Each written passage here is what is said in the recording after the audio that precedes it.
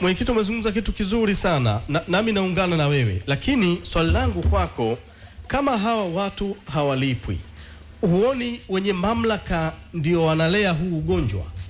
Hakuna kulea ugonjwa. Unajua, ngoja niwaambie kitu kimoja. Nilikuwa namsikiliza Jeff hapa, na ndio maana mwanzoni nitaka kujiondoa kwenye ule mjadala wenu ambao mlikuwa nao kabla ya mimi kuanza kuzungumza. Kwamba hata watoto wanapokwenda mashuleni wanaweza kushawishika kwa sababu hawapati huduma sio nani. Hivyo vitu vyote ni tamaa tu za kibinadamu. Unaweza ukafanya jambo kulingana na mazingira yale unayokutana nayo kwa wakati ule, lakini wewe mwenyewe ukawa na kishawishi chako. Wapo watu ambao wanatoka kwenye familia au kwenye maeneo ambayo yana uwezo mkubwa na wakafanya mambo ya hofu. Jemedari amezungumzia swala la mechi ya mwaka 85. Marefari ambao au waamuzi waliokuwa wanachezesha miaka hiyo ya 60, 70, 90, 2000 walikuwa hawana kipato kikubwa, lakini hakukuwa na malalamiko ya aina hiyo. Hawa marefari ambao wako sasa hivi ambao kipato chao tunaweza kusema ni kikubwa ukilinganisha na wakati ule, mbona wanashawishika sana? Ni maisha tu na binadamu jinsi alivyo. Leo hii ni rahisi kusikia kwamba mchezaji wa timu fulani amecheza under influence. Na influences zenyewe zikoje? Mtu anaweza akaahidiwa kupewa kitu. Na mimi nataka ni hame kutoka kwenye hilo eneo kwamba mamlaka zinazohusika na usimamizi wa kudhibiti mienendo ya watu wanaoshiriki shughuli za umma wafanye kazi yao. Wafanye kazi yao ipasavyo. Mamlaka kama ipi? Kwa maana tunazungumzia TAKUKURU na vyombo vingine vya dola. Kwa sababu maelezo hayo kwamba kuna watu huwa wanaenda na fedha kuahidi watu, kuna watu wameahidiwa wamepewa nyumba au wameahidiwa kujengewa sijui maduka, mwingine sijui amelipiwa mahali. Hawa watu ni nani? Hawa watu, kwa sababu watu ukisema watu, je, waamuzi, wachezaji, viongozi, yani watu au watu gani? Yako tainted katika kila eneo. Kila eneo, kuanzia waamuzi, wachezaji, kuna sekta ya wachezaji, kuna sekta ya wasimamizi, kuna sekta ya watangazaji. Wote wao wako humo. Wote wako kwenye huko. Kwa hiyo ipo, yani hawa wote kuna uwezekano wanapokea rushwa. Ndio. Kwa sababu unaweza kukuta kuna vyombo vya habari ambavyo mtu anakaa anazungumza kitu ambacho hata uamini kwamba hiki kinazungumzwa na mwanadamu ambaye ana akili ndani yake. Unaweza kusema huyu ana ufahamu tu, kwa sababu Mungu amewanyima viumbe vingine vyote vimenyimwa akili. Binadamu peke yake ndo ana akili. Sasa vilivyobaki vina ufahamu. Sasa mtu anatumia ufahamu badala ya kutumia akili. Huwezi kudhani kwamba hiki kinazungumzwa na mwanadamu. Sasa kama mazingira katika nchi yetu yako hivyo na tunalaumiana kwenye extent hii kwamba kila upande unalaumu upande mwingine, hiyo ni hali mbaya. Kwamba kuna watu sasa wanapaswa kuchukua hatua. Ndio. Na hao wanapaswa kuchukua hatua ni mamlaka za kiserikali, na ndio wanaoweza kusimamia. Kwa sababu mimi nasema hayo kwani kwa uelewa wako wewe mwenyekiti, taasisi kama TAKUKURU kazi yake hasa nini? Kudhibiti na kuchukua hatua za kisheria. Taasisi ya kudhibiti na TAKUKURU na kuzuia. Kwa hiyo wao wanatakiwa wadhibiti na kuzuia na wazuie. Na wakishazuia au wakishadhibiti wanaweza kufanya enforcement. Okay. Ndio mamlaka waliopewa. Okay. Wanahitaji lazima kwamba sijui, wewe sio mtaalamu na sijui, labda utanisaidia tu kwamba inahitajika nini hasa TAKUKURU kuona kwamba bana hapa sisi tunaweza tukaingia. Wao wanahitaji taarifa. Kwa hiyo yule ambaye anaona kwamba hizi zinazo circulate ambazo mimi na wewe na watu wengine tunajua kwamba kuna hili jambo na mpaka wewe unahisi kwamba inawezekana sasa watu waingie, wao hizi kwao sio taarifa mpaka mtu aende akasema. Sasa unajua uwezo unajua haya yote yanayozungumzwa na yanayosemwa ni tuhuma. Tuhuma ni vema ukapeleka na uthibitisho ili hatua ziweze kuchukuliwa kulingana na lile jambo lenyewe. Sasa ninalotaka kumalizia kusema, wao hawawezi kuanza kuchunguza baada ya kusikua, kwa mfano kama situation ilivyo sasa, ambao wote sisi tunajua kwamba situation ni mbaya. Sawa? Kwa sababu kwa mfano kashfa ya Kalishopole ambao alikuwa anaizungumza Jeff hapo ilichunguzwa na polisi. Polisi walichunguza baada ya kuwa katika hali kama tulioko sisi sasa. Kwa sababu wao ndio wataalamu, wakaamua kuchunguza na wanaweza waka-intervene mpaka communication za watu wakapata mawasiliano, kwa sababu kulikuwa na situation iliyoko sasa kwetu sisi. Wao walipitia kwenye situation kama hii, wakaona hapana, wakaenda kidogo kwa sababu wao ni chombo cha uchunguzi, wakachunguza wakakamata watu na watu wakafungwa jela kabisa. Sio kufungiwa mpira tu, wakati Juventus inashushwa watu walifungwa jela. Ninachoweza Hapa sisi hatuwezi kufanya hivyo. Hapa nchini kwetu mazingira yaliyokuwepo yanaweza kawa kidogo tofauti, sio kidogo, yako tofauti sana na baadhi ya maeneo mengine ya wetu. Tumesikia hatua ambazo zimewahi kuchukuliwa Malawi, tumesikia hatua ambazo zimewahi kuchukuliwa Zimbabwe, South Africa. Kuna watu ambao waliwahi kuchukuliwa hatua na vyombo vya dola. Tumesikia Egypt, tumesikia juzi tu hapa Morocco. Umeona kwamba mazingira ambayo yanazunguka kwetu huwa hayahusu fedha pekee. Wapo viongozi ambao wanapiga simu kuwaelekeza wachezaji. Viongozi wa wapi sasa? Wa mamlaka inayosimamia mchezo. Hawasimamii mchezo, ni viongozi yani wa kisiasa, viongozi wa juu. Mwenyekiti, nilifuatilia interview ya mtangazaji binti huyu Sara Sarakiki wakati anafanya na rais wa shirikisho la soka nchini Tanzania. Alimuuliza swali kwamba mwenyekiti wa klabu ya Simba Murtaza Mangungu anasikika mara kwa mara mechi zinapotamatika akilalamika na zaidi akijikita kwenye kwamba lazima haki itendeke kwenye soka hili la Tanzania. Lakini Rais Karia alijibu hivi kwamba kama unao uthibitisho upeleke. Na mimi swali langu linalenga hivi kwamba wewe kama kiongozi ambaye unalifahamu soka la Tanzania, umefanya jitihada gani katika kuhakikisha kwamba haya malalamiko ambayo unayazungumza mara kwa mara yanatoweka? Mimi mara zote nimezungumzia generally kwamba tuweke mazingira rafiki ya kiushindani ili mpira uweze kukua. Na siwezi kujua wakati wanaulizana, na bahati nzuri au mbaya sijasikia hayo maelezo ambayo umeniambia wakiwa wanahojiana. Lakini ninachokiri kwamba nimewahi kusema kuwe na yani mazingira rafiki ya kiushindani wa mpira, sio kiushindani wa mambo ya hovyo hovyo. Mambo ya hovyo ni yapi haya? Mengi tu tumezungumza hapa mengi. Kwa maana kwamba kanuni zinazotungwa ndio kwa mujibu wa sheria zilizopo zinazoongoza soka, kila timu ina wajibu wa kuzizingatia, kila timu ina wajibu wa kulindwa nazo. Kila timu ina haki hiyo.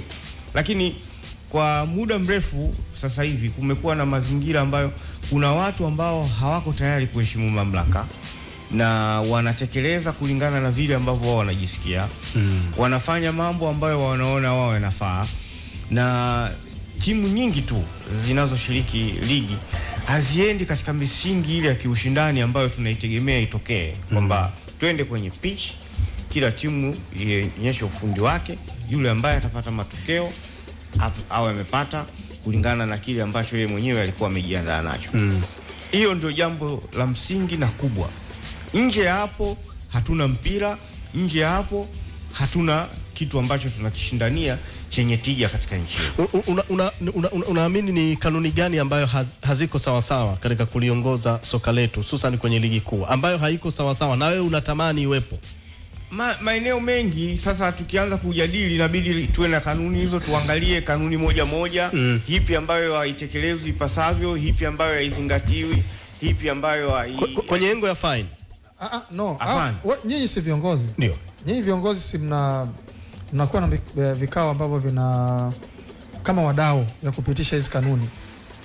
hayo ambayo unahisi kwamba hizo kanuni ambazo unaishi ni tatizo, mmezipeleka kwenye hivyo vikao? Tumefanya marekebisho mengi tu kila mwaka, na mwaka huu tumeshafanya kikao. Tulifanya kikao Morogoro, tumefanya kikao Dodoma, na tunafikiri ndani ya muda mfupi wanaweza tukaandaa tena kikao kingine kuja kuandaa kuwepo kwa kanuni au kuziandaa kanuni kuwepo na kuzipitisha ni kitu kimoja, na kuzisimamia ni kitu kingine. Sasa unapozungumza kuzisimamia, sasa manake ni bodi ya ligi na TFF ambao ndio wanazisimamia kanuni.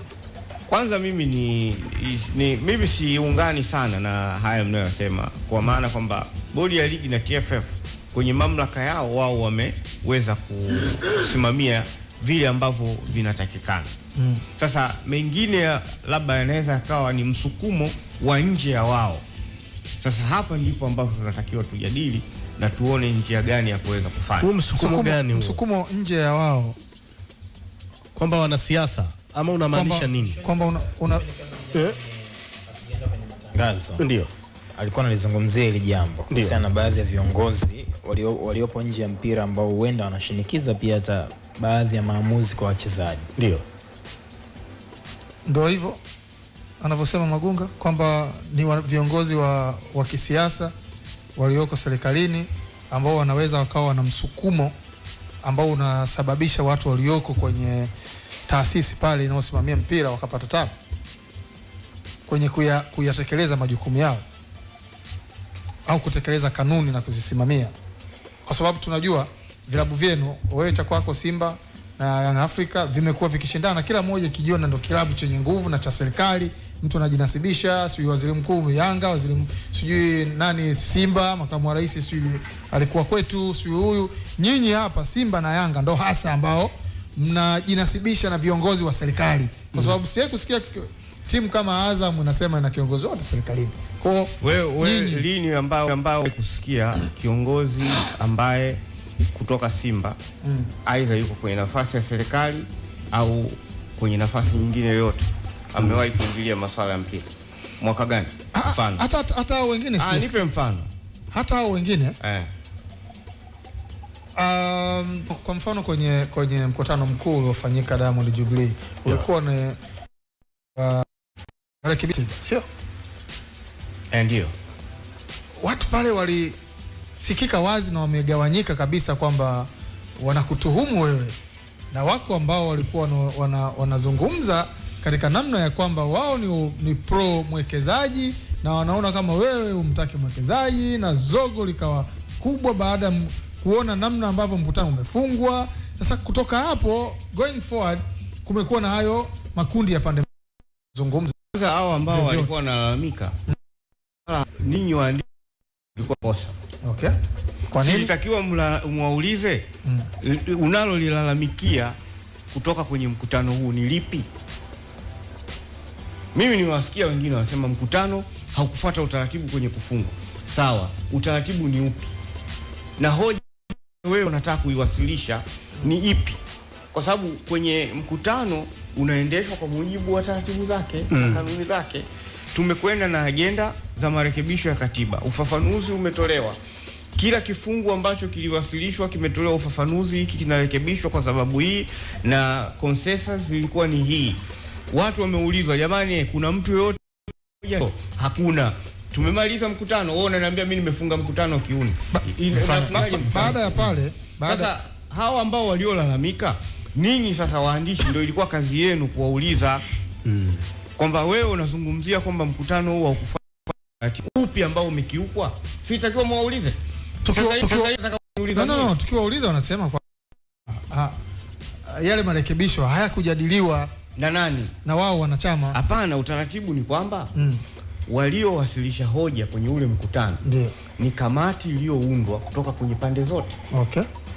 Na walitoa nini kilichobadilishwa na kwa nini kimebadilishwa. Kwa wao wanachama walikuja kusikiliza?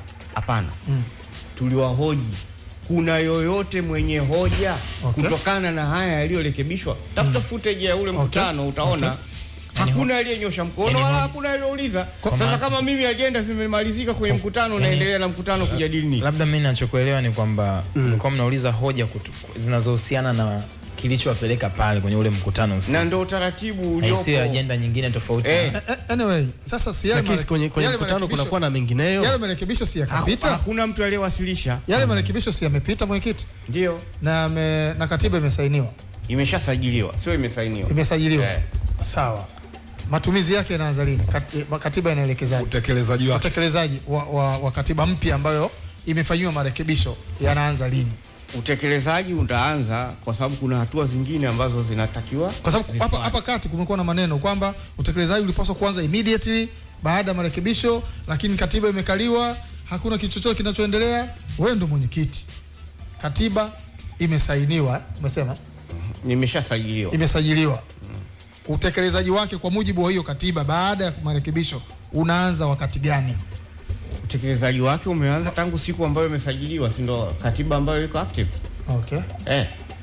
Sasa labda ningependa kujua kwamba lipi ambalo limeandikwa kwenye hiyo katiba iliyosajiliwa tena ambacho kina mapungufu. Itamka kuhusu uwekezaji wa klabu.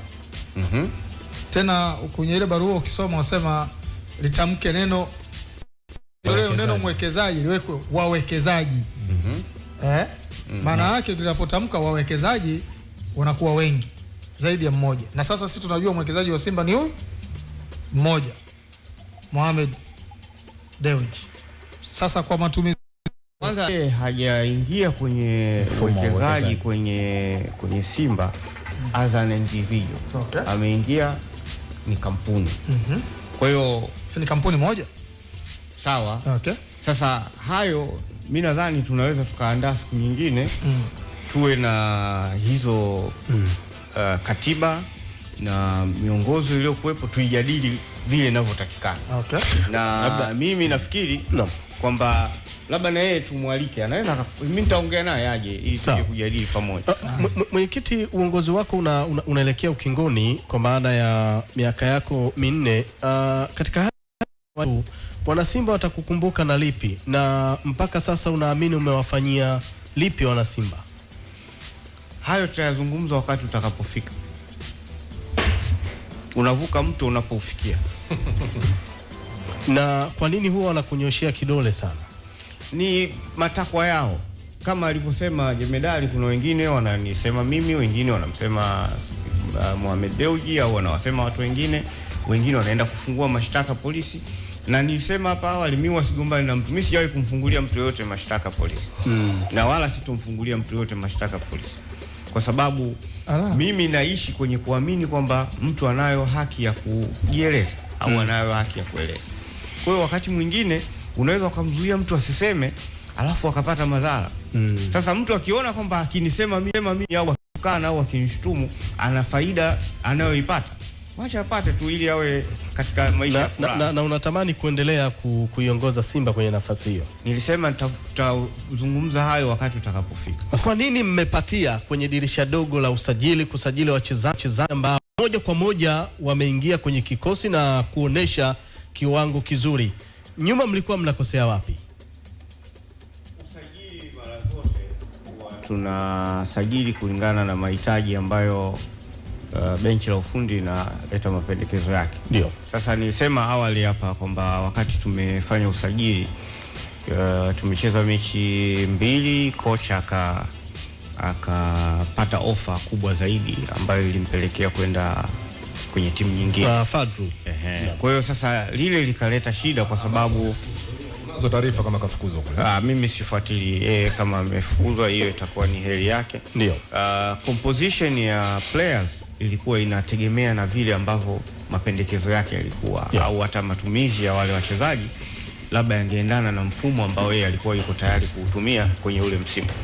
Sasa alipokuja kocha mwingine bado ikaonekana kwamba kuna mapungufu hayo, na pia alipoondoka yeye tukaleta kocha mwingine ambaye naye akaangalia akasema bwana, tunahitaji wachezaji wa aina hii na hii na hii. Na hawa tunaona kwamba hata tukiwa dispose hamna shida. Kwa hiyo tuka offload baadhi ya wachezaji na tuka replace kwa kupata wachezaji wengine. Kwa hiyo nadhani imetupa positive changes ambazo zimepelekea timu kuwa more competitive.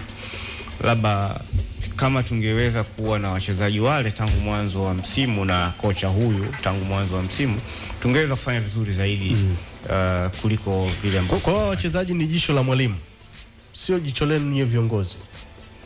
Unajua hakuna individual achievement katika teams. Ndio. Mnaweza mkaangalia, kwa sababu mimi siwezi nikatoka nikasema kwamba beki huyu wa kulia hatufai. Labda mimi nitamwangalia katika mtazamo wa kawaida, labda ameumia au labda perform vizuri na nini, lakini technically mwalimu ndiye anayetakiwa atoe mapendekezo kwamba kuna position fulani, na katika position hiyo labda naweza kumpendekeza fulani na fulani na fulani. Kwa hiyo ninyi mnaangalia terms za wale wachezaji. Mkiona kwamba huyu ndo tumekubaliana naye, mnamwarifu, ana tumekubaliana na huyu, then taratibu zingine zinaendelea. Ndio. Lakini kusema kwamba fulani ndo alienda akaenda kumchukua mchezaji akamleta, hizo ni vitu ambavyo kwangu mimi naona kama ni vigeni. Ninachoweza kusema tu ni kwamba tulishirikiana kwa pamoja na benchi la ufundi tuka nominate wachezaji ambao wamekuja, na kwenye maendeleo ya timu au kwenye ujenzi wa timu haiwezi kuwa ni jicho la mtu mmoja, fikra ya mtu mmoja. Hayo hayapo kwenye Simba. Hayo yapo labda kwenye timu zingine ambazo zinaendeshwa kisultani huko. Mwenyekiti, mimi nataka nikurudishe nyuma kidogo kwenye issue ya waamuzi, lakini katika mjadala tofauti. Kumekuwa na hayo malalamiko yamekuwepo. Kuna chochote ambacho nyinyi kama viongozi mmepanga kukifanya, labda kuzungumza na viongozi wa bodi ya ligi ama TFF ama hata hiyo kamati ya waamuzi kueleza hizo grievances zenu na kutaka zifanyiwe kazi, ama ni mnalalamika tu alafu mnawaachia tu wenyewe na hakuna kitu ambacho mnachukua katika institutional level? Institutional level tumewahi kufanya vikao vingi pamoja na mamlaka zinazohusika, na tunakusudia tena kufanya tena vikao vya aina hiyo ili kuweza kuweka sawa na kuwa na uelewa wa pamoja. Ili tuweze kwenda sawa, ni lazima wao watuelewe sisi na sisi tuwaelewe wao. Haiwezi kuwa one way traffic. Unajua kwenye swala linalohusu waamuzi, na ndio maana nilikataa sana kukubaliana na hoja zile labda kwenye mapungufu ya malipo, mapungufu labda ya uwasilishaji, mafunzo na kadhalika. Na ndio maana nikasema, unajua wenzetu Waswahili wanasema hiari ushinda utumwa. Kwa mtu ambaye amekubali kufanya hilo jambo, halitegemei hilo jambo analifanya katika mazingira gani. Ila kama analifanya with anticipation ya kupata kitu fulani, na kile kitu asipokipata, then hiyo ni tatizo. Sasa tunazungumza maeneo mengi. Tumezungumzia swala la influences za watu wengine wa mamlaka tofauti na ya mpira, kwa sababu sisi tunaoshiriki mambo haya ya mpira tumetoka mbali sana. Tangu miaka hiyo ya 90, miaka ya 2000, mazingira yaliyokuwepo wakati huo yalikuwa ni tofauti sana na yaliyokuwepo sasa. Na kwa upande mmoja lazima tukubaliane kwamba shirikisho limefanya kazi kubwa ya kutengeneza mfumo mzuri wa uendeshaji mpira, na tunatumiwa kama kigezo au mifano kwa nchi nyingi ambazo zinatuzunguka na hata za mabara mengine yanakuja hapa kwetu kuja kuangalia. Kwa hiyo labda kwetu sisi tunaweza tukawashawishi na kuwashauri watu wa shirikisho watengeneze mfumo mzuri kama wanavyotengeneza kuwa na idadi kubwa ya technical benches, kwa maana ya makocha. Tumesikia hata wachezaji wa zamani wanakwenda kufanya mafunzo huko, wanakuwa na leseni na wanaingia katika mfumo unaoeleka. Basi tutengeneze mfumo kama tunavyogroom wachezaji kwenda under 17, under 15, under 20, under 19, under 21, under 23, ambayo nadhani sasa hivi category hiyo imeondolewa. Ipo. Hiyo ni kwa ajili ya Olympic. Olympic, okay. Kwa hiyo tuwe na mfumo mzuri wa kugroom hata hao ma referees wakawa na skills zaidi. Kwa sababu mara nyingine unaweza ukasema huyu refa amechezesha kafanya kosa hili, labda kwa sababu amepewa kitu. Lakini unaangalia pengine uwezo wake wa uelewa. Unajua marefali wanafanyiwa vipimo kama wanavyofanywa wachezaji. Pengine mwingine ana uzito kwenye kukimbia. Lakini mwenyekiti wa waamuzi wanalalamikiwa sana pale wanapofanya makosa madogo au hata kubwa, lakini linapotokea kosa. Lakini muda mrefu waamuzi wanakuwa wanapatia na tusikie hata chochote, hata nyinyi mkisema bwana hujamepatia. Sasa wengine wanatafuta kuwa kigezo hicho cha kulalamikia waamuzi kuwa ndio njia ya kuweza kujilinda. Wengine ni nani? Maana yake na nyinyi Simba tumewasikia mkisema kama sio makosa ya waamuzi mngekuwa mabingwa. Kwa hiyo na nyinyi mpo. Kuna maeneo ambayo sisi tumeainisha na always huwa sisi hatulalamiki tu. Huwa tunalalamiki tu. Huwa tunapolalamika huwa tunawasilisha kwamba eneo hili tunaona kwamba lilikuwa na mapungufu ili iweze kuchukuliwa hatua na kurekebishwa. Ndio tunasema wakati mwingine mwingi, lakini wamepatia kuliko ni kukosea. Hamtoi pongezi. Sasa unajua swala ambalo unalisema wewe, tunasema kwamba makosa ya kibinadamu. Lakini makosa ya kibinadamu hayawezi kuwa yameelekea upande mmoja kwamba kuna mtu ambaye ananufaika zaidi na makosa hayo na matokeo yake sasa ndio inaweza kaleta kwa makosa haya tena kwa ubinadamu huu umezidi. Kwani unaamini kuna timu inanufaika na makosa ya kibinadamu? Wewe uamini hivyo? Wewe unaamini Yanga wananufaika? Mimi sijataja timu yoyote. Mimi ndo nataja timu, sio wewe. Nakuuliza wewe. Yanga ndo amekuwa bingwa na nyinyi ndo wamewazidi kwa pointi 2. Unaamini Yanga wananufaika na hicho kitu? Fuatilia vizuri utajua. Wewe unaamini nini? Naamini kwamba kukiwa na ushindani ambao uko fair kwa timu zote. Yoyote yule ambaye atakuwa bingwa awe bingwa, lakini ambao kuna mazingira rafiki. Ushindano wa sasa hauko hivyo. Ushindani wa sasa kuna ukiukwaji wa kanuni mbalimbali kama hivi. Kuna taratibu nyingi ambazo sasa ndio maana nimesema kama mnataka tuje kujadili kanuni, mimi nitakuja na kitabu cha kanuni nacho. Tuandae siku hapa. Mimi nitakuja kwa hoja hiyo ambayo unazungumza mwenyekiti, inamaanisha kabisa Simba ndio walistahili kuwa mabingwa wa ligi kuu msimu huu. Kwa hoja zako ambazo wanastahili katika njia gani? Sio msimu huu tu, misimu kadhaa. Lakini kuna mambo ambayo yamejitokeza, kulikuwa na irregularities nyingi ambazo zimejitokeza na ndio hizo. Wewe huamini kwamba Simba nao hambebu na waamuzi kwenye baadhi ya mechi zenu? Hayo makosa ya kibinadamu hayaendi Simba. Hamnufaiki nyie Simba mbiai kunufaika nayo? Sijawahi kuyaona. Hujataka kuyaona? Mechi na Mashujaa ile ipi? Na mwamuzi kafungiwa hapa. Mwamuzi alifungiwa kimya Arajiga. Elisasi kafungiwa kimya. Arajiga. Kafungiwa hapa. KMC hapo. Ilikuwa tuta ile. Wazi kabisa Simba inabebwa. Na hao wanaoamua kwenye mechi nyingine wamefanywa nini? Wanafungiwa pia. Wanafungiwa. Wote wananufaika. Mwenyekiti, mimi natamani kuna mtu ananufaika zaidi. Mimi natamani kujua kitu kimoja. Kwa sasa hivi haki za umiliki wa Simba TV zipo chini ya nani? Chini yenu au kuna watu ambao wamezinunua kwa kipindi cha kwa kipindi cha Simba TV? Yeah. Simba TV iko chini ya Azam.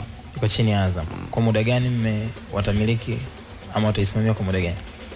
Kuna mikataba ambayo sasa siwezi kukumbuka sana kwa maana kwamba kuna mkataba ambao tumeingia nao na wao wanatulipa na tuna masharti ambayo tumekubaliana. Sasa unajua tukianza kuzungumzia mikataba inatakiwa niwe na nukuu na vipengele, lakini ninachoweza kujua generally kwamba tuna mkataba na wao na sisi tuna wajibu wa kuandaa content ambazo tunazipeleka au wao wanaandaa wanarusha. Okay, na kwenye hizo gharama ambazo wamezitoa huwa makubaliano ni kwamba zinaongezeka kila mwaka au kwa sababu thamani ya klabu inakuwa? Ndio maana nimekwambia kuna mkataba. Sasa ukiniambia nianze kuelezea, na mimi sio mtu ambaye nasimamia hiyo mikataba kila siku. Ninachojua kwamba mkataba upo na uko valid. Sasa content ya mkataba inaweza ikapitiwa, lakini kwenye mikataba inakuwa ni haki ya pande zinazohusika na huo mkataba ndio zinazoweza kujadili. Okay. Kwa sasa hakuna malalamiko yoyote kutoka kwa Azam na wala hakuna malalamiko yoyote kutoka kwa Simba. Kwa hiyo kujadili hapa tu ni kuwapa faida wale ambao wafahamu kwamba Simba ina mkataba na Azam kuhusu Simba TV. Okay, na kipindi cha Fadru tulisikia kwamba alihusika kwa asilimia kubwa pia kwenye dirisha la usajili kuelekea kwenye msimu uliomalizika. Na sasa hivi hapo kwenye mazungumzo umemtaja kocha Steve Barker kwamba amehusika kwa asilimia kubwa kwa kushirikiana na nyie kwenye ile dirisha la usajili. Changamoto ambayo naiona ni kwamba Fadru alisajili baadhi ya wachezaji, aliondoka kwenye timu, na baada ya kuondoka kuna wachezaji waliathirika kwa kutokupata nafasi. Amekuja kocha mpya kahusika kwenye dirisha la usajili. Ikitokea na kocha huyu anaondoka labda kwa sababu tofauti, huenda mpata ofa sehemu nyingine au mmefikia makubaliano ya pamoja, na akaja kocha mwingine akaja akapendekeza kundi kubwa tena, kundi lingine la wachezaji kuja ndani ya timu. Amoni kwa kutumia huu mtindo ni kama inaweza kawa naingiza, mnatumia gharama kubwa sana katika kila dirisha la usajili.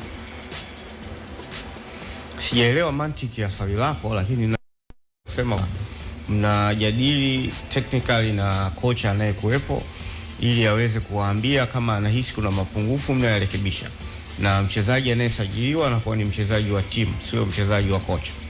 Na ndio maana kwamba kocha alipoondoka wachezaji wote walibaki, hakuna mchezaji aliyeondoka kwa sababu ya kocha. Lakini alipokuja kocha mwingine akaangalia akaona kwamba kwa mfumo wa uchezeshaji wake yeye au ufundishaji wake kuna mapungufu maeneo haya, na akapendekeza wachezaji ambao tuliwasajili na wachezaji ambao wako chini ya timu. Sasa ukiniambia kwamba nini kitatokea baada ya kocha huyu kuondoka, hilo ni jambo ambalo tutaliamua hapo ambapo itakuwa imetokea hivyo. Lakini vinginevyo wachezaji wote ambao wana mikataba wataendelea kuwa na mikataba yao na wataendelea kuitumikia Simba. Au hoja yako ni kwenye engo ya mkurugenzi wa ufundi? Manake ni jambo ambalo ulikuwa unalizungumza mara kwa mara sana, hufurahishwa wakati mwingine na namna ambavyo timu zinasajili. Mwenyekiti yupo hapa, hilo swali inabidi uliulize. Mueleweshe. Ninachokimaanisha mimi binafsi sio shabiki mkubwa sana wa kuijenga timu kumzunguka mwalimu fulani aliyopo kwenye timu kwa wakati huo. Kwa sababu anaweza kaondoka, alafu akaja mwalimu mwingine, timu ikaanza kujengwa upya kutokana na mwalimu aliyokuja kwa wakati mwingine. Kwa hiyo hoja yangu ya msingi ni kwamba kwa club kama club haioni haja ya kuwa na mtu ambaye anaweza kana tengeneza vision ya timu, alafu wao ndio wao wanahusika kutafuta makocha ambao atakuja kufit moja kwa moja kwenye aina. Ambaye ni nani huyu anayetengeneza vision ya timu? Ndio hao matidi ambao tulikuwa tunazungumzia. Sisi tulishatangaza nafasi ya technical director. Nafikiri ilikuwa mwezi Aprili au Mei, sikumbuki vizuri zaidi, lakini tulishatangaza na tunayo maombi ya watu kadhaa. Nadhani kwa taarifa nilionayo waliomba watu 37 kutoka ndani na nje ya nchi. Ndani hakuna, wote wameomba kutoka nje. Na mkurugenzi wa mashindano na wanachama, mkurugenzi wa wanachama kadhalika, wote wameomba wa nje pia. Hapana, wameomba wa nje walikuwa 3, wa ndani walikuwa 6. Kwa hiyo jumla walikuwa. Mchakato unaendeleaje? Unaendelea, tutatangaza tutakapokuwa tumekamilisha. Labda kwa faida, nakumbuka hapo nikifafanua Mkai kidogo kwa Magunga. Kwa wakati huu ambao simjibii, lakini mimi ndo naelewa hivyo. Kwa wakati huu ambao hakuna mtu ambaye ni de facto technical director, iko kamati ya ufundi, si ndio? Ndio. Ambayo kamati ya ufundi majukumu yake mengi ya msingi ndio yale ambayo yanafanywa na mtu ambaye anaitwa technical director. Kwa hiyo mpaka hapo atakapopatikana majukumu kama kupendekeza mchezaji asajiliwe, mchezaji aachwe, kocha wa aina gani, kwa in a nutshell yanaangukia pale kwenye kamati. Kwa kamanda, unafurahishwa na style hii ya usajili? Na kamati ya ufundi sio kwamba inakaa na watu wasiokuwa na ujuzi. Kuna watu ambao wana ujuzi na ndio wanaofanya hiyo kazi, sio kwamba inakaa tu. Unajua watu wengine ukiwaambia kamati ya ufundi wanafikiria labda kamati. na vipi kuhusu usajili wa wanachama? Tutaanza soon. Zipo taratibu chache ambazo tulikuwa tunazimalizia, kwa maana kwamba tulikuwa tuna mfumo ambao tulikuwa tumeutengeneza na tumeona kwamba ulikuwa na mapungufu kiasi. Kwa hiyo tumerekebisha.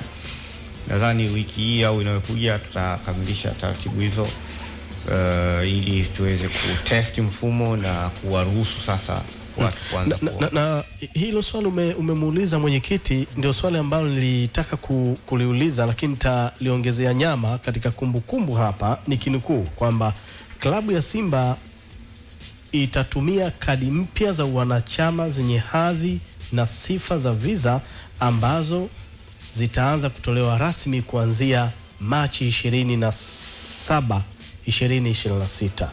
Leo mwenyekiti ni Julai 6, bila shaka Julai 6. Nini kimekwamisha hapa katikati kutoka Machi mpaka Julai? Tatizo letu hapa kwenye studio hii leo, huyu anauliza swali ambalo namjibu kwa staili yake, alafu na wewe unauliza tena swali hilo hilo. Nimesema hivi ndio kwamba kuna mfumo ambao tulitegemea kuutumia na tunataka kuutumia, ambao umelazimisha sasa kuwa na muunganiko wa mamlaka nyingi ambazo Leo wanaamua hawa, baada ya siku 2 wanaamua wengine, na uwezo ukawalazimisha wote waamue kwa siku moja. Na tulishatoa taarifa kwa wanachama kwamba tarehe 27 ambayo tulikusudia awali ndio kwamba tungetoa kadi, hatutaweza mpaka pale ambapo tutatoa taarifa rasmi ya uanzishwaji wa utumiaji wa hizo kadi. Kwa hiyo tuko kwenye hatua kwa maana kwamba ya kumaliza na hayo makampuni na taasisi ambazo ziko enrolled, kwa sababu kuna taasisi binafsi, nyingine ni mamlaka za serikali na kadhalika. Sasa kwa nini mlitangaza angali bado mchakato uko haijakaa? Kwa wakati ule tulitegemea kwamba tungeweza kukamilisha kwa haraka.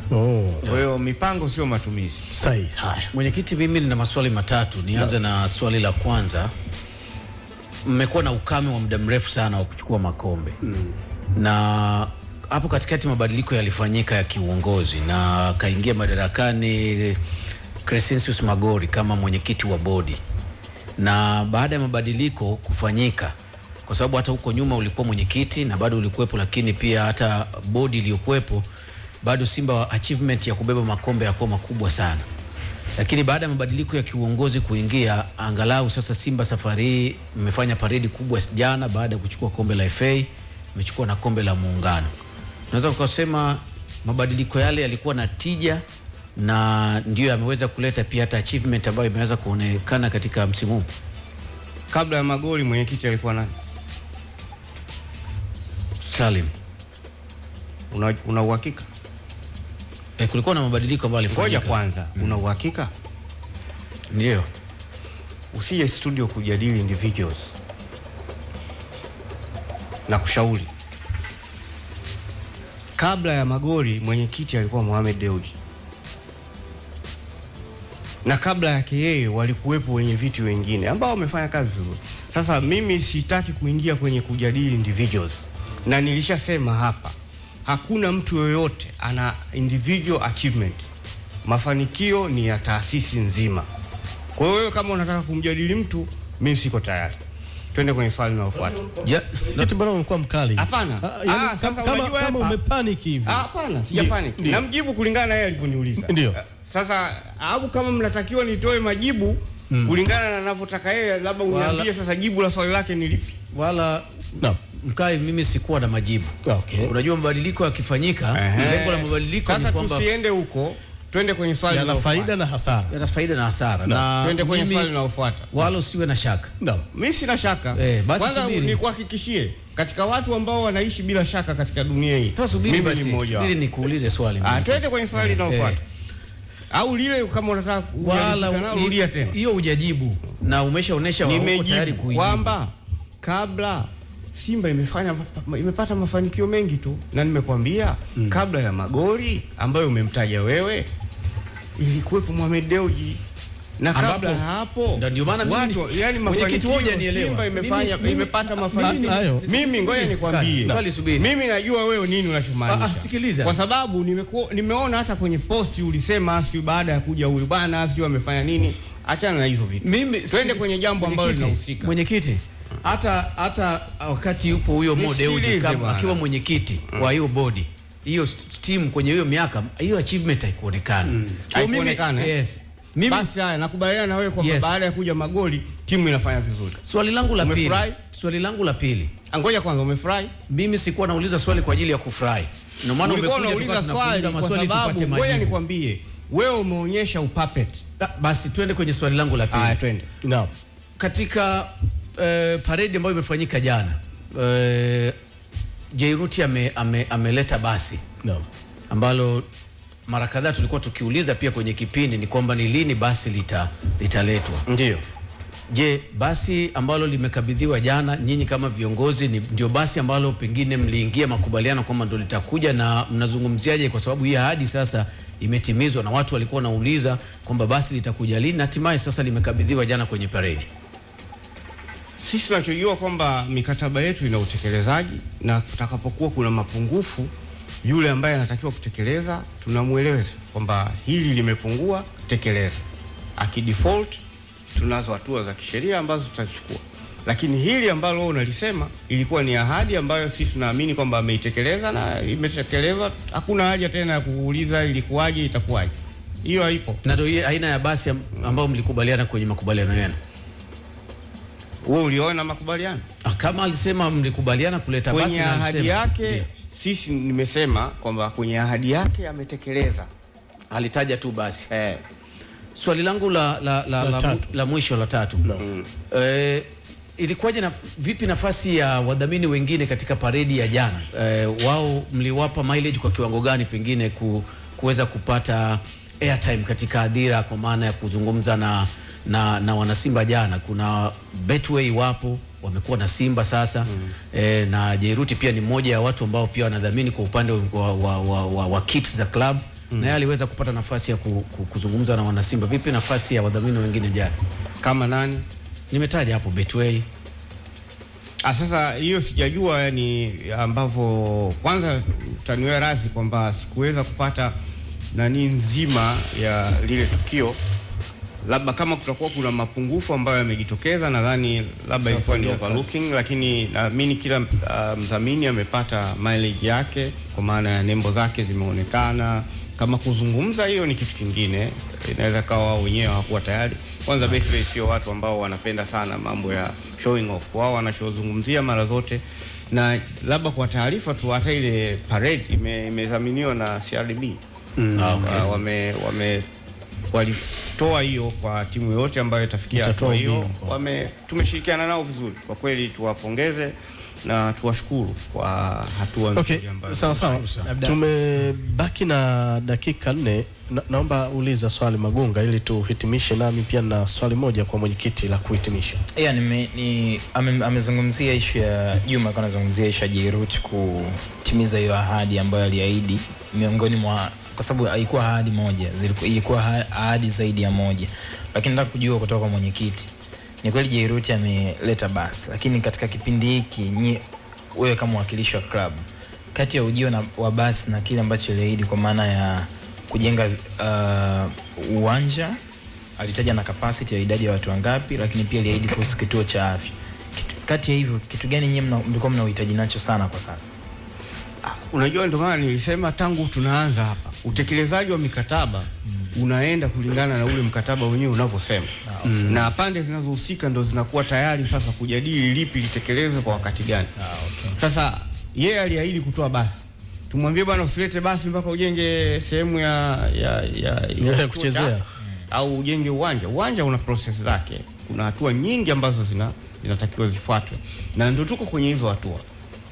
Wenye nia ya kutaka kujenga uwanja si yeye peke yake, kuna watu wengi ambao wamejitokeza. Tunajadili na kuona kipi ambacho kitakuwa ni kizuri zaidi. Kile ambacho tunaona kitakuwa ni kizuri na tumeshafikia hatua, tutatangaza kwamba huyu ndio tuliyekubaliana naye kwamba tufanye hivi. Okay, mwenyekiti, tumezungumza mengi sana, lakini tuhitimishe. Mnauelekea msimu mpya wa 26-27. Kwa ujumla wake mipango ya club ni ipi? Hususan pia unaweza kuzungumza na wanachama, lakini pia nanyi ngazi ya uongozi, pengine mmejipanga vipi kuhakikisha kwamba mnakwenda kushindana kweli kweli katika mashindano ambayo mtashiriki? Nililosema awali, labda nilikosea kusema awali, kwamba tumepokea taarifa kutoka kwenye benchi la ufundi na management, wameainisha maeneo mengi ambayo tunatakiwa tuyafanyie marekebisho katika msimu unaofuata. Tupo mwaka wa mbele. Imewashika.